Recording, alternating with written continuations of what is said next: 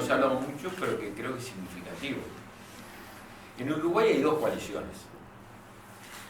Y la coalición republicana, que todos conocimos hasta no hace mucho como coalición multicolor, así nació, así se le llamó por la gente, y la coalición Frente Amplio, que van a competir, vamos a competir, en octubre y noviembre.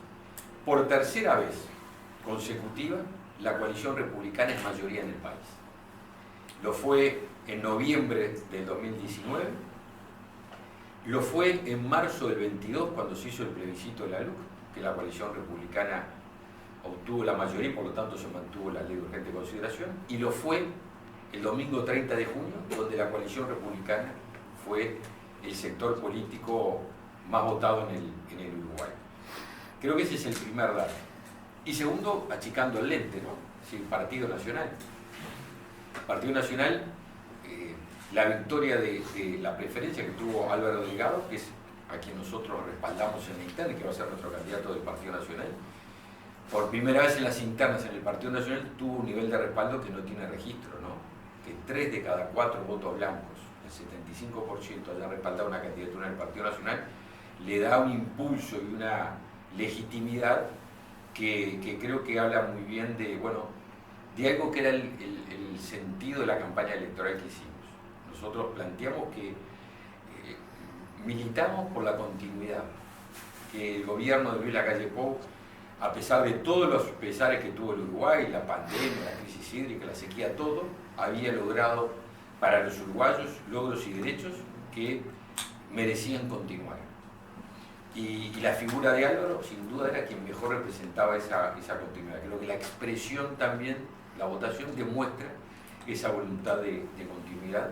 Y bueno, y el Partido Nacional y su fórmula encaran con todo el respaldo del Partido Nacional la primera lapso, que es hasta octubre, la primera instancia, donde los partidos de la coalición republicana competiremos como corresponde, y a partir del último domingo de octubre colaboraremos formando la coalición republicana para el último domingo de noviembre en el balotaje. Así que creo que el saldo es positivo desde el punto de vista de la votación general y nos pone ahora sí con todos los motores en octubre y noviembre. Ahora, desde el año 99 prácticamente, cuando, si bien no empezó el doctor Juan Andrés Ramírez, pierde la interna con Lacalle Padre, y ahí aparece la figura de Larrañaga.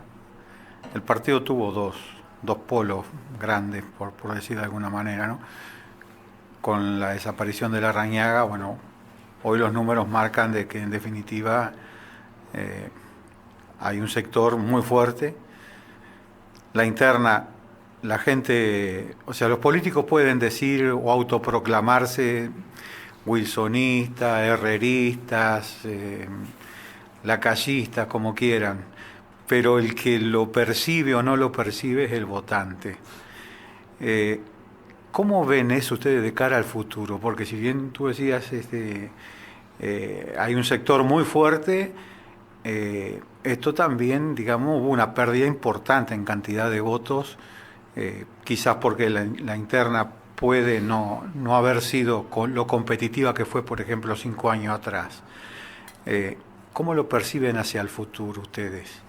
Porque en el interior, donde la figura de Larrañaga era muy fuerte, junto con la de muchos intendentes, hoy no está. Tú hiciste dos preguntas en una. Primero, el nivel de votación del Partido Nacional. Y segundo, la interna del Partido Nacional. Con respecto al primero, la historia del 99 a la fecha, que es la primera interna fue el 99, el Partido Nacional ganó 3 de esas. Es decir, en los votos, sumando los votos de la interna.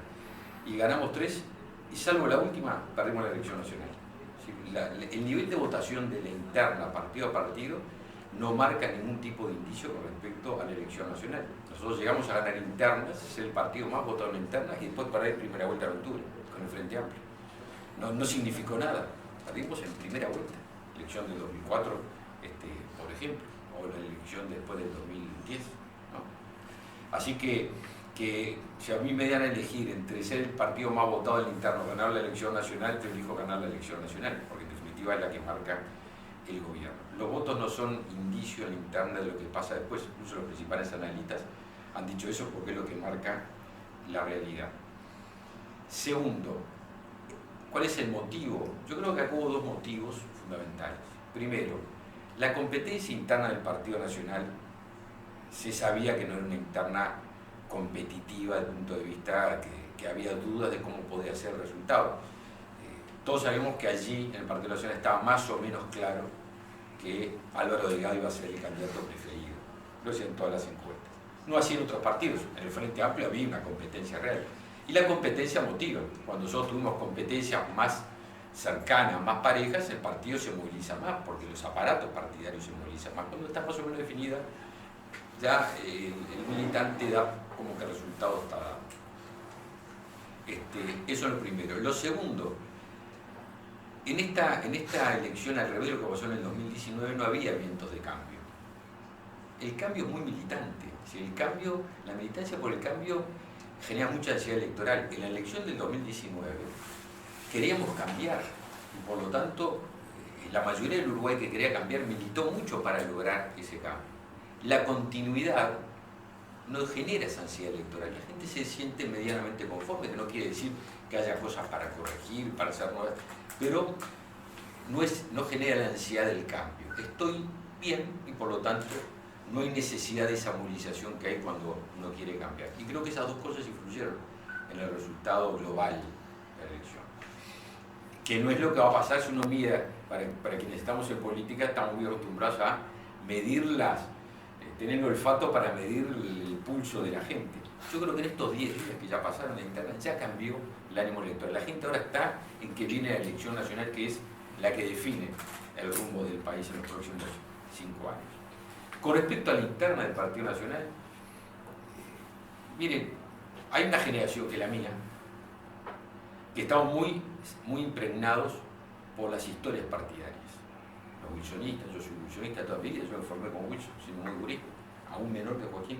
Yo empecé a militar a los 16 años, y así que tengo unos cuantos años de militancia. Mi generación tiene aquello del wilsonismo, el herrerismo, y para mi generación y para cada uno de nosotros que vivió eso, nos hace latir muy fuerte el corazón. Pero no tiene por qué ser así, como no lo es para otras generaciones, las generaciones más nuevas, que miden su adhesión partidaria por otras cosas que no es la historia partidaria. Le pongo un ejemplo. ¿Cuánta gente votó al Partido Nacional por Luis Lacalle Pou? Que no se siente ni contradicción wilsonista, ni recta, se ve identificado con Luis, que es de una nueva generación. Entonces, me parece que no tenemos que cargar a las nuevas generaciones con divisiones de sectores que vienen del siglo pasado. Solo tenemos que dar respuestas a las cosas que suceden hoy. Yo no sé, pero me parece que no hay mucha gente que vote por la historia. La gente vota por el presente y por la esperanza que viene. Y eso me parece que está bueno, que no quiere decir desconocer nuestras tradiciones partidarias. Yo me siento wilsonista y es lo que siento profundamente, pero tengo que interpretar el presente. No le puedo pedir a muchachos y muchachas de 30 años que sientan lo mismo que sentí yo, que conocí a Wilson. O sea que se terminó lo de la ideología, se terminó. No, yo no digo que se terminó. No solo para el Partido Nacional, sino en general, digo. No, yo creo que las ideologías existen y pesan. Creo que hay sensibilidades, formas de interpretar, matices que enriquecen al partido. Pero parece que los cánones de decisión no pasan por la historia, que yo la respeto y la quiero mucho la historia. Pero la historia que yo quiero y abrazo no tiene por qué ser la historia que quieren y abrazan Joaquín y Gastón, que es otra cosa de que las ideologías. Yo creo que las ideas pesan y cada vez tienen más valor. La idea de la libertad que nosotros abrazamos en el Partido Nacional, es decir, no tiene vigencia la idea, por favor, es el motor que nos mueve. La dignidad de las personas, los derechos, es el motor de la vida política. Otra cosa son los perfiles partidarios. De repente no todos los actores políticos del Partido Nacional, capaz, esa es su visión, pero claro. Quizás no todos tengan la misma visión. Obvio. Por ejemplo, el episodio de la denuncia de Fossati, que abandonó donde yo estaba, ¿verdad? Y cruzó hacia Partido Colorado. Puede ser una muestra de una visión contraria. Yo no puedo interpretar lo que hacen otras personas. Lo que yo digo, cada persona tiene que militar donde se sienta más cómodo. ¿Y ese episodio usted cómo lo observa? ¿Cómo lo valora? Hay un último, a mí me gusta mucho Vargas Llosa, lo leo mucho. Y el último libro de Vargas Llosa tiene un título que me viene a la mente con tu pregunta. Se llama Le dedico mi silencio. Ese silencio puede interpretarse de diferente. Eso es lo que tiene de bueno el silencio.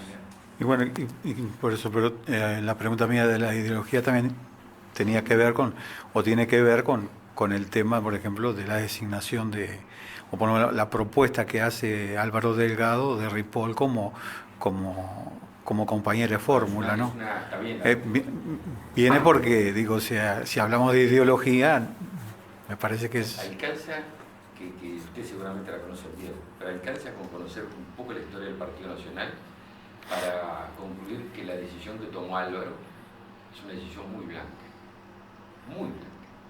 muy atada a la historia del Partido Nacional y a la forma como los blancos caminamos estos 200 años. Cuando en 1836, cuando nació nuestro partido, no era Partido Nacional, era Partido Blanco. Y en 1872 cambió su denominación a Partido Nacional. ¿Por qué? Porque había muchos uruguayos que querían trabajar con los blancos, pero no se sentían blancos. Y por eso el Partido Nacional abrió sus puertas. Y usted me dice, bueno, Javier, pero eso es el siglo XIX, es verdad. Veamos qué pasó en el siglo XX. El siglo XX hubo 93 años, casi un siglo de gobierno del Partido Colorado. ¿Cómo se cortó ese ciclo? Por una genialidad del doctor Luis Alberto de Herrera. Que se dio cuenta que para que el Partido Nacional ganara no alcanzaba con los blancos. ¿Y qué hizo el doctor Herrera? Convocó a Nardone, que no era blanco, era ruralista y de tradición colorada. ¿Y qué logró? Ganar la elección. Se dio cuenta que con los blancos no alcanzaba. ¿Qué hizo Wilson Ferreira Lunate? Wilson, que fue un líder absoluto del Partido Nacional, que no fue presidente porque le robaron la elección si no hubiera sido presidente, convocó a muchos uruguayos que no tenían tradición blanca ni nacionalista. Y muchos venían de la izquierda. El suplente de Wilson al Senado, con quien yo trabajé, el doctor José Claudio Williman, no tenía tradición blanca. ¿Qué hizo Luis? Entonces decir, bueno, pero eso fue en el siglo XX. Vamos al siglo XXI. ¿Qué hizo la calle Pou? La calle Pou convocó a uruguayos, mujeres y hombres, que no eran blancos. Graciela Bianchi es blanca de toda la vida. Venía del Partido Comunista. Gonzalo Mujica, con quien yo lo conocí en las épocas de la militancia estudiantil, era comunista. Darío Pérez. Pregunto yo, ¿el actual canciller de la República, Omar Paganini, es blanco toda la vida? No. Yo lo conocí siendo demócrata cristiano. El ministro de Educación y Cultura, Pablo da Silveira, lo conocí siendo demócrata cristiano. El intendente de Rocha actual, Alejo Pierre, yo lo conocí integrando él el Frente Sermán Michelini de la Facultad de Derecho. No era blanco. Pero me parece que fue una gran cosa para el país y para el partido que todos estos amigos en un momento decidieran ingresar al Partido Nacional. Nos hicieron un partido más grande, nos hicieron un partido más plural, un partido que hizo conjugar más sensibilidades. La decisión de Álvaro, y yo no niego que fue una decisión sorpresiva, o sea, el innegable es una tontería, ¿no? Que fue una decisión sorpresiva, creo que transformó esta elección en una competencia, si uno se compara con el Frente Amplio, bien diferente. Nosotros, la fórmula Álvaro Delgado, Valeria Ripoll, tenemos una fórmula muy inclusiva, que más que una fórmula partidaria es una fórmula nacional.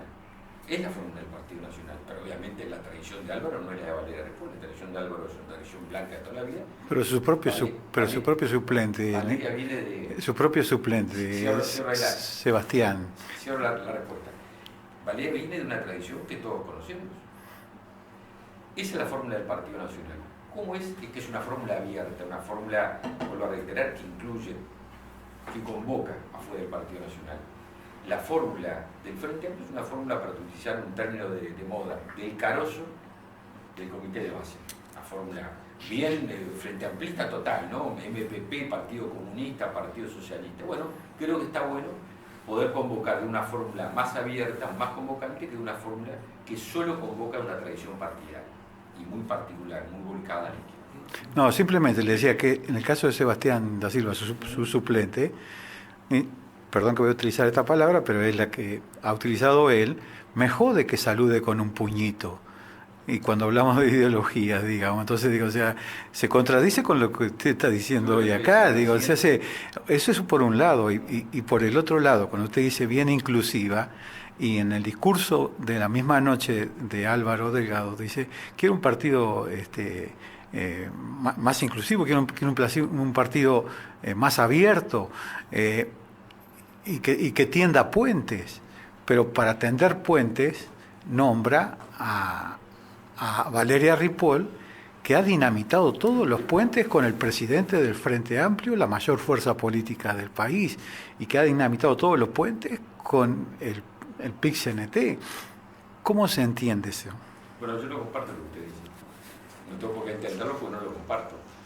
Yo creo que justamente, como decía recién, la fórmula del Partido Nacional convoca a sensibilidades a mucha gente también que no comparte un Frente Amplio que no solo que ha volcado en la izquierda ortodoxa, antigua, sino que ha perdido un Frente Amplio que ha perdido lo que era el ala aquella más moderada, socialdemócrata. Yo lo planteo, le hago la aclaración esta cortita nada más. Le digo, yo lo planteo porque si ganara el Partido Nacional, Ripoll va a estar al frente del Senado, y usted sabe que después lo que hay que hacer desde la presidencia del Senado en cuanto a coordinar y demás, ¿no? O sea... No veo la contradicción. Por algo, Valeria Ripoll se va al Frente Amplio porque se dio cuenta que el Frente Amplio que negaba la libertad, que negaba la divergencia. Y bienvenida que haya, como hizo Valeria, reconocido en el Partido Nacional un lugar donde se puede militar con libertad. Me parece muy bueno. Y creo que el paso que dio Valeria es el paso que van a dar miles de Frente Amplistas. Y ahora le voy a dar un ejemplo concreto para octubre. Que van a dar miles de Frente Amplistas. Gente que se sentía representada, por ejemplo, en el Frente Amplio por Astori, o por el astorismo en términos generales, de una visión socialdemócrata, y que no se sientan representados por una fórmula del MPP, del MLN, del Partido Comunista. Y le voy a dar un ejemplo, le decía. Nosotros ahora en octubre, digo nosotros los uruguayos, ¿no? Vamos a ser convocados en octubre para elegir presidentes y legisladores.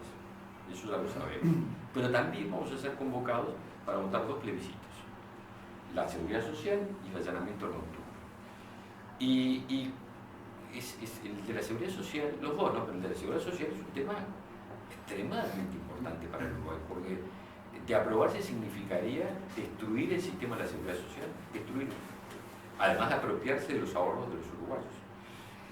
¿Qué opina la fórmula del Partido Nacional, del Gabo Ripoll, y qué opina todo el Partido Nacional, y qué opina toda la coalición republicana? Nosotros vamos a defender la seguridad social y vamos a votar en contra del plebiscito del PIT-CNT del Partido Comunista, que son quienes lo impulsaron. Bien clarita, ahí nuestra fórmula tiene unidad de ideas. Un tema como este, la seguridad social, su jubilación, la de sus hijos y la de sus nietos. Nosotros la vamos a proteger. ¿Qué opina la fórmula de Frente Amplio? ¿Usted sabe lo que opina? No puede saber, yo tampoco sé. ¿Por qué no tiene opinión? ¿Por qué no tiene opinión? Porque Orsi y COSE opinan diferente. Tiene una fórmula que no tiene unidad de ideas. Entonces han dicho una cosa muy particular. Libertad de acción, como si Orsi y COSE le dieran la libertad a usted o a mí. Usted y yo somos libres y todos los que estamos acá porque vivimos en un país libre, no porque Orsi y COSE nos den libertad. Cuando dice el Frente Amplio libertad de acción, en verdad quiere decir otra cosa. La libertad de acción para el Frente Amplio quiere decir no nos podemos poner de acuerdo. Porque Orsi y COSE no se pueden poner de acuerdo dentro de una misma forma. El otro ejemplo, el otro plebiscito, allanamiento nocturno. ¿Qué vamos a votar en el Partido Nacional? ¿Qué respalda nuestra fórmula? El Partido Nacional y toda la coalición republicana. Vamos a votar a favor de que la Constitución permita que haya allanamientos nocturnos con orden judicial, porque creemos que es un instrumento más para ir de tronco contra el narcotráfico. Un instrumento fundamental. Y esa es nuestra posición. ¿Qué opina Orsi y COSE? Ni usted ni yo sabemos. ¿Y sabe lo que va a pasar? Que miles de frente amplistas, por eso se lo quería plantear como ejemplo, van a votar en el plebiscito igual que lo que va a votar el Partido Nacional y la coalición republicana. Van a votar a favor de que se habiliten los allanamientos nocturnos, porque se ven más representados por la posición del Partido Nacional que por sus propios candidatos. Ahora, pero en el Parlamento, temas cualquiera, para atrás y en años, desde Neto tiene una experiencia bárbara. ¿Cuántas veces se le criticó por los partidos tradicionales la mano de yeso al Frente Amplio y que los partidos tradicionales han dejado en libertad de acción a sus propios legisladores, en temas cualquiera, el que usted quiera. A ver, para no... Y ahora vamos a entrar de repente en contradicciones. No entiendo cuál. Digo, hay temas en los cuales, digo, han habido temas a lo largo de los años en los que el Partido Nacional, ¿cuándo aplicó el Partido Nacional, por ejemplo, el tema de asunto partidario? Yo no tengo recuerdo. ¿Alguna vez Bueno, por eso no lo aplica, pero... No entienden perfectamente, porque la libertad no la otorga un partido. Decir que un partido otorga la libertad es absolutamente falso. La libertad la tenemos porque vivimos en un país libre, no hay dirigente político que otorgue la libertad. Pero está en el estatuto. Lo que corresponde a los partidos es dar la opinión. Lo que hacen los dirigentes políticos, lo que hacemos los dirigentes políticos frente a problemas, sobre todo cuando son problemas graves, llevar adelante una instancia que destruye la seguridad social implica que los partidos... No, más allá de este tema, yo lo hablo en general. Si usted tan mal me permite reenviar. Los partidos políticos están para dar su opinión y convocar en virtud de su opinión. Si hay un planteo que pone en riesgo el pago de jubilaciones y pensiones, va de suyo que los dirigentes políticos tienen que decir si están de acuerdo o no están de acuerdo. Nosotros no estamos de acuerdo con que se ponga a riesgo la seguridad social. No estamos de acuerdo con que se queden con sus ahorros. Usted seguramente tiene una FAP, seguramente. Y no estamos de acuerdo con que le roben el ahorro suyo. No, yo no tengo FAP. Bueno, hay 1,5 millones de uruguayos que tienen AFAP. No estamos de acuerdo con que se quede con 1,5 millones del ahorro de 1,5 millones de uruguayos. Entonces, lo decimos claramente. Después los uruguayos deciden, pero el partido político opina. Para eso están los partidos políticos, para dar su expresión y representar a la gente. Por eso se lo comparaba con el caso de Frente Amplio, que no dicen porque están en desacuerdo, sus principales dirigentes están en desacuerdo. Es un manto, una montaña de incertidumbre. Usted se imagina un país dirigido por personas que en la propia fórmula presidencial tienen opiniones diferentes. El grado de incertidumbre, de inestabilidad que eso... Yo lo he hablado con, por ejemplo, Vergara, que ha venido en estas últimas elecciones y ha sido muy claro en cuanto a que no es una buena medida acompañar el plebiscito. Está en contra y ha dicho sus motivos en contra del plebiscito. Y bueno, ha sido... Lo que quiera, pero sus candidatos no lo dicen. Aquellos, los que van a ser sus candidatos no lo dicen. ¿Qué quiere que le diga? Es la realidad. No, ahora a propósito de eso, no quiero interrumpirse si va a seguir. Va a haber una instancia de debate, porque usted dice que no está de acuerdo que le roben sus ahorros, que digo, desde el otro lado se dice que no es así, ¿no? Entonces, ahora toda la instancia que se va a ir ahora de debate va a ser importante para clarificar a la población, muchos de nosotros, a ver qué es y qué no es pasar el micro, digo, más allá de las opiniones a priori que ya sabemos que se tiene, digo, que de repente dentro de todo es lo positivo que va a acontecer ahora, la posibilidad de que exista un debate sobre realmente los contenidos verdaderos de esa reforma, ¿no? Claro, y sobre todo, y en este caso concreto, aparte contestar una pregunta, y es cómo van a financiar el sistema de seguridad social. Porque la propuesta es muy particular. Con una mano, le van a meter la mano en uno de sus bolsillos y le van a sacar su ahorro previsional, el que tiene nombre propio, el que nadie puede tocar porque tiene nombre propio. Es una cuenta. Y cuando esa plata se agote, porque se agota en pocos años, le van a poner la mano en el otro bolsillo para cobrarle más impuestos para financiar lo que le sacaron del bolsillo anterior. O sea que va a perder 2 a 0. Va a perder los ahorros y después le van a aumentar el IVA para pagar el déficit de la seguridad social cuando se agote la plata que le sacaron.